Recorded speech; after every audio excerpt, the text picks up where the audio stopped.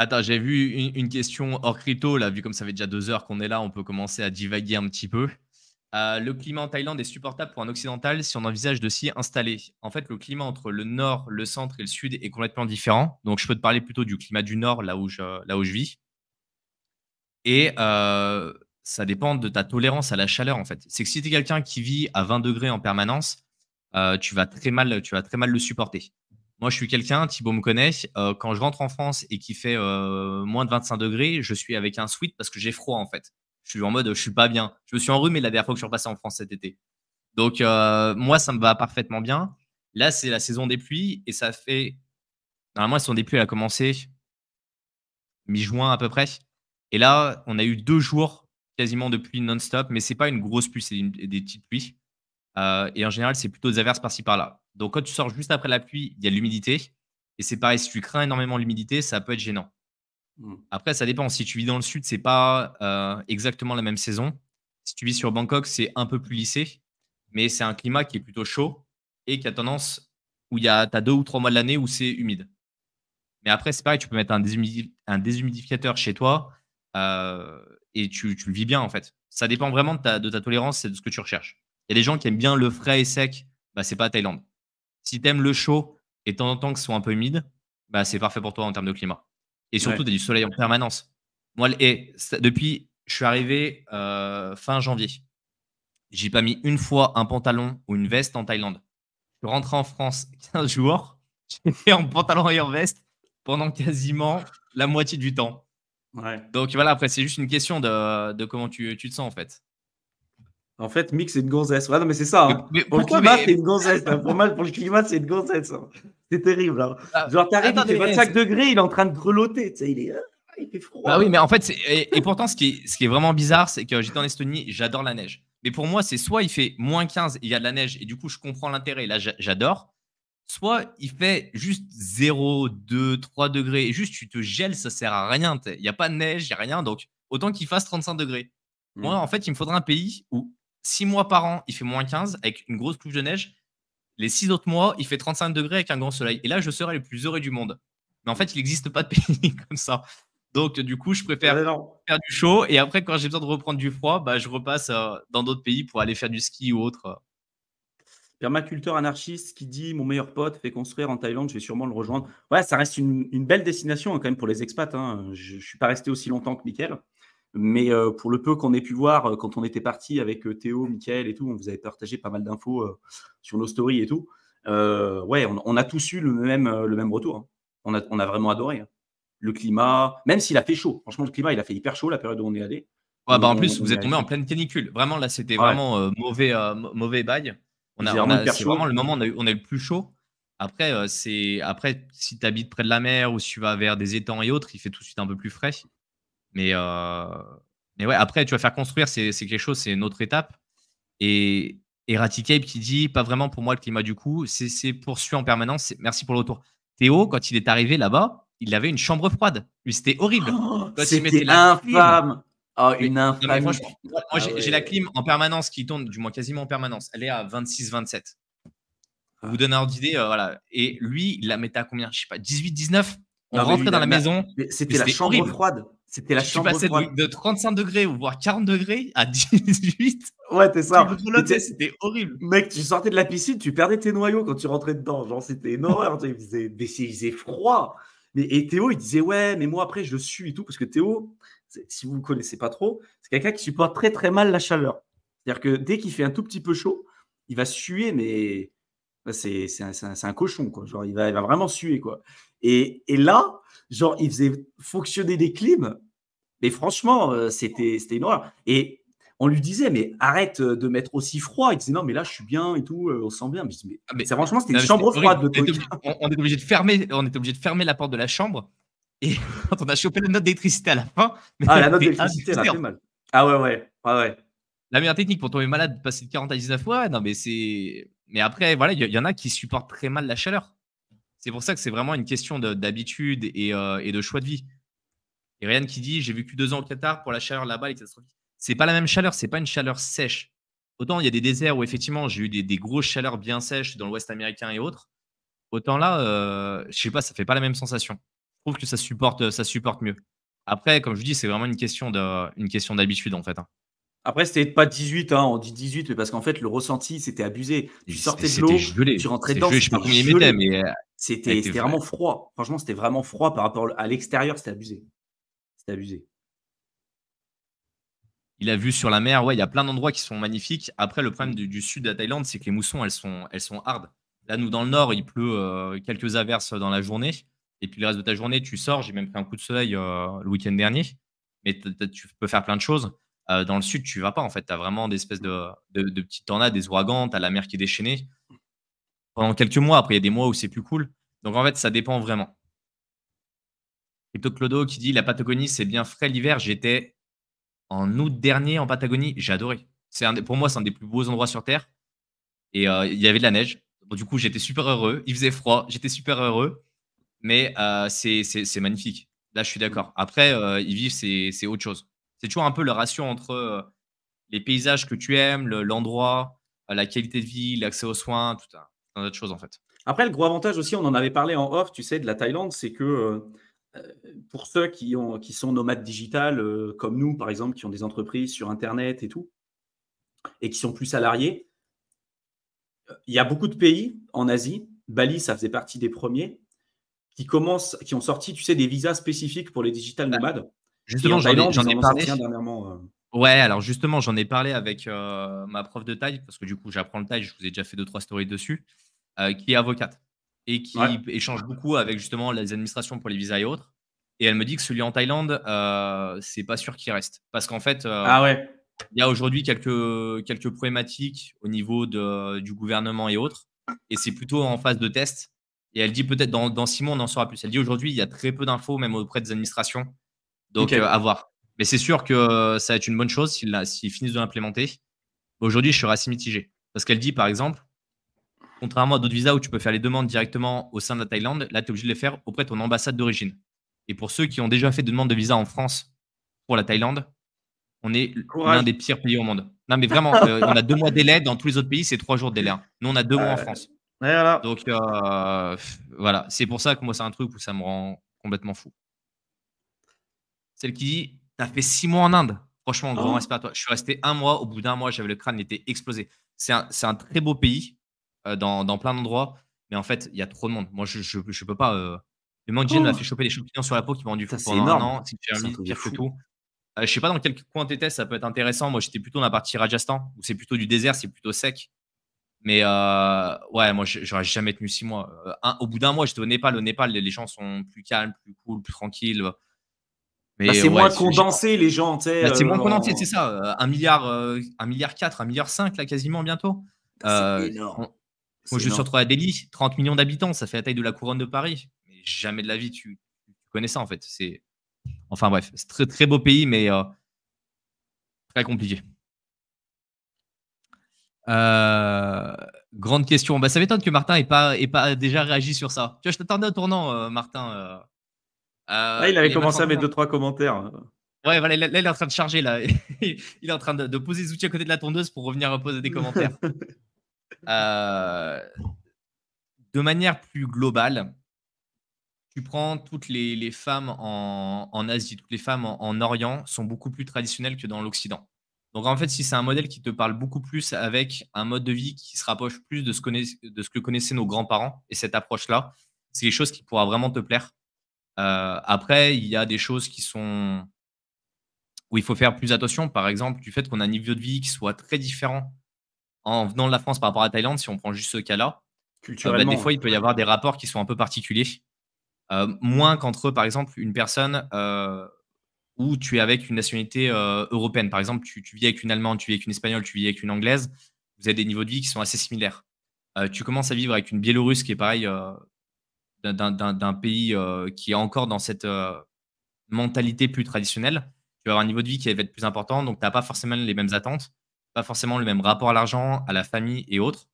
Mais je t'invite vraiment à venir voir par toi-même et surtout avoir le plus grand respect, en fait, pour ces personnes-là. Parce qu'il y a beaucoup de personnes qui pensent, parce que tu arrives avec un certain niveau de vie, que tu peux te permettre tout et n'importe quoi et c'est déjà immonde par rapport aux tailles et par rapport à toute l'Asie, par rapport à toutes les personnes de manière générale et tu vas te retrouver face à 2 types de personnes. C'est-à-dire que, c'est pas dans un bar à filles que tu vas trouver la femme de ta vie. Mais comme en France, c'est pas dans une boîte, ou dans un bar où les filles se dénudent que tu vas trouver la femme de ta vie.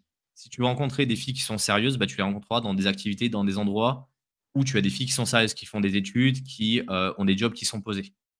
Donc Ouais, voilà, c'est juste c'est pas sur voilà, c'est Tinder que mais tu comme trouveras ta copine, hein.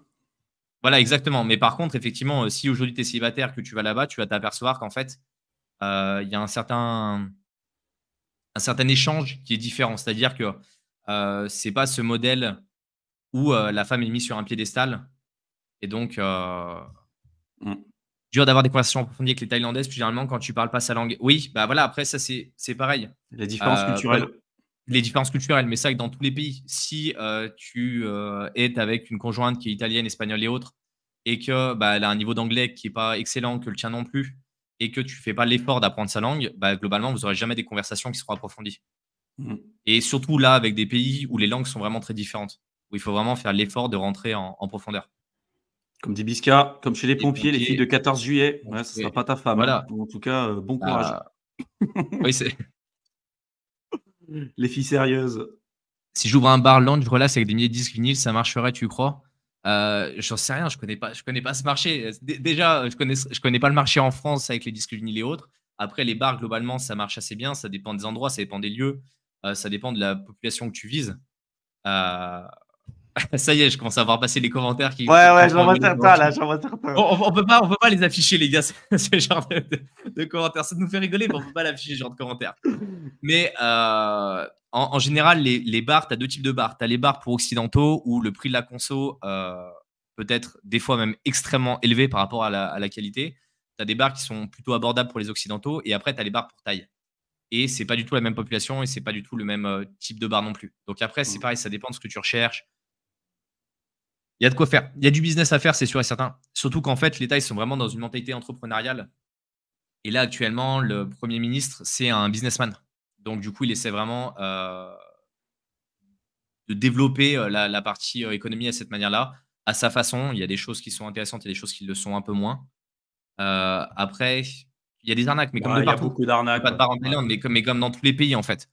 Après, si effectivement vous arrivez, que vous parlez pas la langue, vous parlez mal l'anglais, vous avez des gros capitaux et que vous tombez sur le premier mec qui vous dit: «Je vais t'ouvrir un bar, t'inquiète pas, il y a pas de souci», oui, vous allez vous faire rincer. Mais comme dans tous les autres pays du monde, en fait.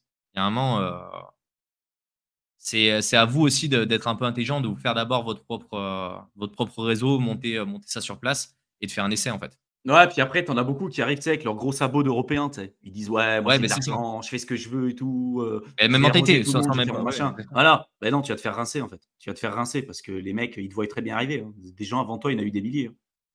Comme ceux un peu, tu sais, qui sont en détresse, détresse sexuelle, tu vois? Des Affective. personnes âgées et Non, tout, mais d ouais, affective, tu affective, sans vois? même parler de sexuel, de détresse affective, tu en Et vois un les mecs, ils paquet. vont là-bas et ils se photos, ils disent: «Ah, j'ai trouvé la femme de ma vie, elle m'a piqué tout mon argent, elle m'a piqué mon truc».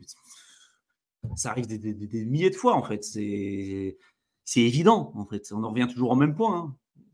Tu fais pas confiance à quelqu'un comme ça, en te disant: Bah «Ouais, et ouais, puis même non mais et puis même tu le vois le style de fille au bout d'un moment quand tu habites là-bas depuis un certain temps, tu mais le commences style de mec aussi, à hein». percevoir les différences. Mais oui et puis le style de mec aussi et tu le vois moi tous les mecs que je connais qui sont avec des tailles, ça fait déjà plusieurs années qu'ils sont avec elles. Elles travaillent dans des labos, elles ont leurs entreprises, Bah oui. c'est, Ta voilà, ta copine, elles ont tu des la business trouveras et pas autres. dans un bar gogo, tu la trouveras pas C'est là, ta ça copine. et puis et les 2 parlent le thaï, quasiment couramment aujourd'hui en fait. Bah oui, bah oui. Parce qu'ils sont dans la culture, parce qu'ils vont dans les villages, parce qu'ils vont faire du business dans des villages Mmh. et que c'est pas ils C'est vivent pas à Pattaya, ils vivent pas voilà, Bah ouais, c'est comme tout, en fait. désolé Ça les des gars, mais trucs que tu appliques dans le secteur, enfin même européen et tout, en fait, il y a différents marchés de l'amour et tout, mais c'est à peu près pareil, en fait. Tu te dis, bah, tu vas dans un endroit avec des bars à gogo, avec des meufs dont leur objectif, c'est quand même de te prendre un maximum de pognon et puis ça reste des prostituées, hein. Tu te dis: «Ouais», «Je me suis tombé amoureux de cette fille parce que, tu as toujours été en détresse sexuelle, tu as jamais été capable d'avoir une vraie relation avec quelqu'un et donc la pauvre fille qui va s'intéresser à toi, tu vas dire: "Ah, c'est génial, il y en a une qui s'intéresse à moi". Forcément, tu vas perdre ton argent, tu vois? C'est évident. Mais ça, c'est valable de partout. Les filles bien comme, les vraies relations, même amicales et tout, hein. Tu les trouveras pas, dans des trucs comme ça, c'est évident. Là, ça commence à partir en live, les commentaires.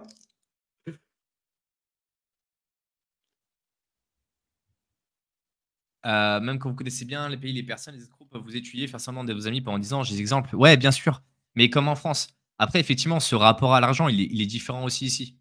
Et justement, j'en parlais avec ma prof de taille là cette semaine et j'ai adoré sa réflexion.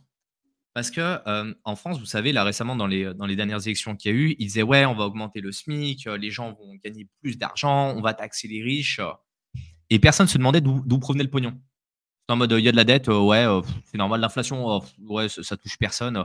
C'est la réflexion française sur ça, c'est: «Il faut qu'on donne de l'argent aux autres». Il vient d'où cet argent? On cherche pas à savoir. Quand en Thaïlande, ils ont commencé à vouloir donner des portefeuilles, des portefeuilles virtuels avec de l'argent à une certaine à la population, la première question que l'ensemble des Thaïs s'est posée, c'est: «D'où vient l'argent?» Et les mecs, ils ont dit: «Bah, on va faire de la dette». Ils ont dit: «Non, non, vous allez arrêter vos bêtises, en fait». C'est la population qui est allée voir le gouvernement en disant: «Mais elle vient d'où cet argent?» Et quand le gouvernement a dit de la dette, ils ont dit: «Non, mais on n'en veut pas». Et du coup, ils ont tout de suite restreint à une partie de la population qui, en gros, n'est pas taxable, donc les plus bas revenus. Alors qu'en Mmh. France, on se dit: «OK, pas de souci. Envoyez de l'argent, envoyez, envoyez. Elle vient d'où? Elle vient de la dette. Pas de souci, envoyez, envoyez, envoyez». Et c'est là où il y a une réflexion en fait derrière que je trouve intéressante. Et ils n'ont pas le même rapport qu'on a avec l'argent. Et je regardais la dernière fois une vidéo d'un expat qui disait que bah, lui, les amis à qui il a prêté de l'argent, au début, il pensait qu'il allait leur rendre. Mais en fait, ça ne marche pas comme ça. Chez eux, quand tu prêtes, bah, c'est tu leur donnes de l'argent en fait. C'est aussi savoir en fait. Il faut juste arriver à comprendre comment ça fonctionne. Si tu connais ces mécaniques-là, que tu sais que tu es dans ces optiques-là et que le mec il vient te demander de l'argent et que tu es pas prêt à lui en donner, que c'est pas un prêt, c'est un don que tu fais, bah, il y a pas de souci, tu sais que tu ne le reverras pas. Moi, il y a mon chauffeur en Inde avec qui je me suis super bien entendu, qui un jour m'envoie un message, c'était, pour la rentrée des classes. Il avait pas, d'argent pour payer l'école de son fils. Il y en avait pas pour une somme qui était extraordinaire, mais ça valait cher pour eux et pas énormément pour des personnes comme nous.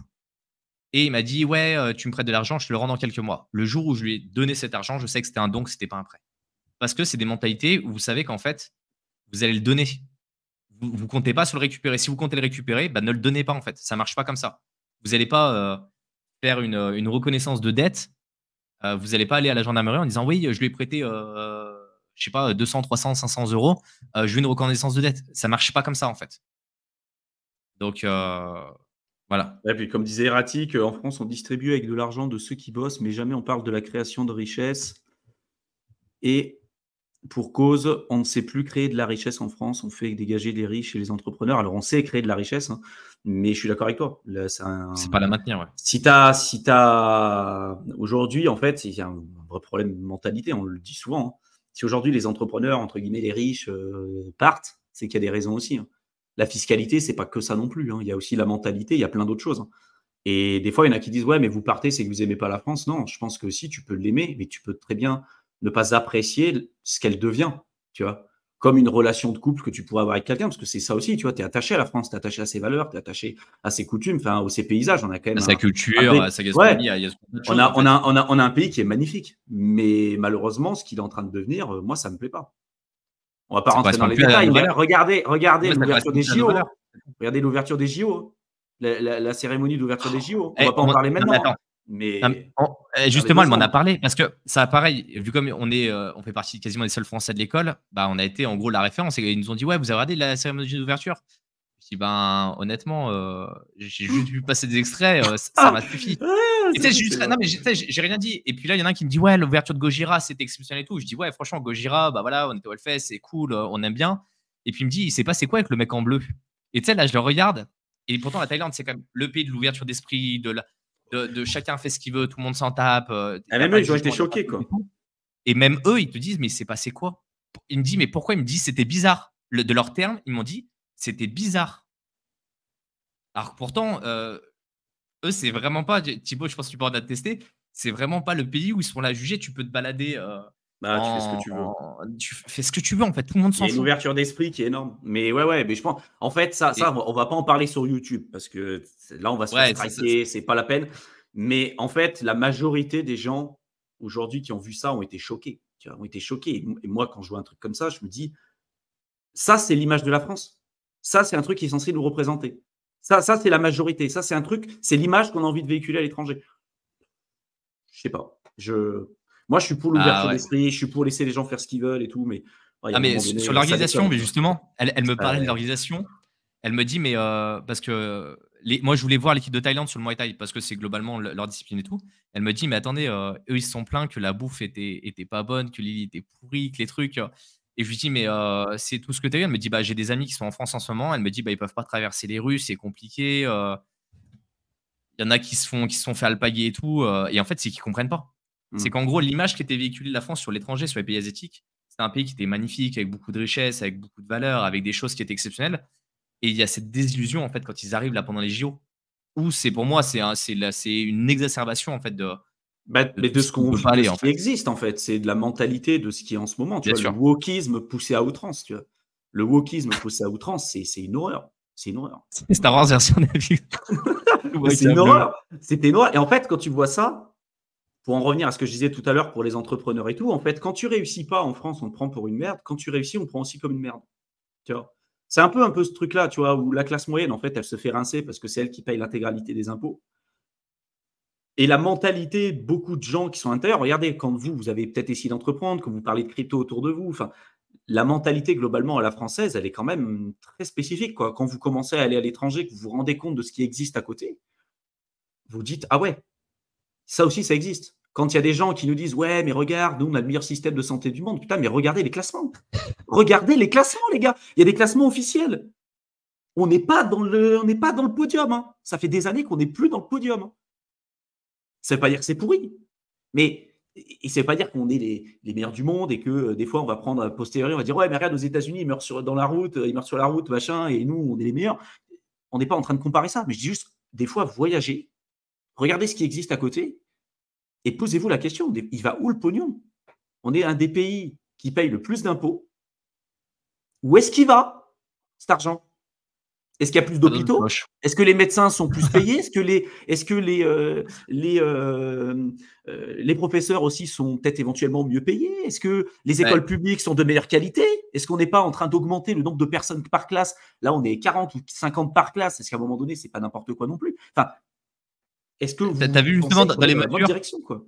dans les mesures de restrictions budgétaires là qui étaient proposées, il y a justement le gel, d'indice des points des fonctionnaires et là, tu te dis: «Le jour où ça passe, belle grève».